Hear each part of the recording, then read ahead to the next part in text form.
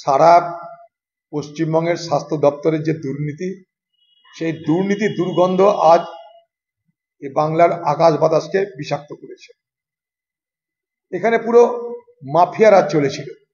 পশ্চিমবঙ্গের স্বাস্থ্য দপ্তরে চলেছে মাফিয়া রাজ, এবং এই মাফিয়া রাজ যদি কারো প্রশ্রয় চলে থাকে, সেই প্রশ্রয় দাত্রীর নাম বাংলার মুখ্যমন্ত্রী মমতা ব্যানার্জি।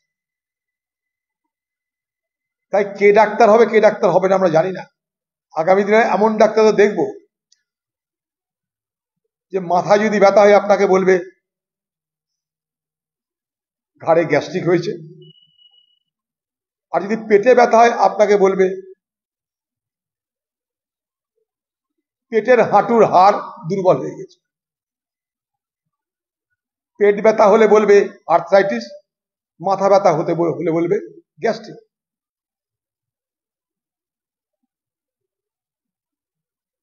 মাথায় গ্যাস্ট্রিক আর পেটে আর্থ্রাইটিস, আগামী দিনে চিকিৎসার আমাদের এই হাল হবে। আগামী দিনে বাংলার মানুষ আজকে যারা মেহনত করে পরিশ্রম করে ডাক্তারি পাস করছে, তাদের উপরে ভরসা করতে ভুলে যাবে।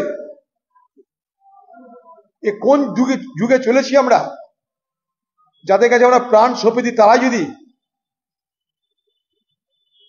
চুরি করে বাটপাড়ি করে পয়সা দিয়ে পাস করে, তাহলে বাংলার মানুষ কোথায় যাবে চিকিৎসা করতে? এ কোন অন্ধকার যুগে আমরা নিমজ্জিত হলাম?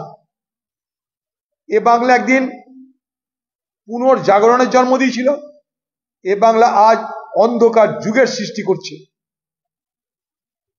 চলো।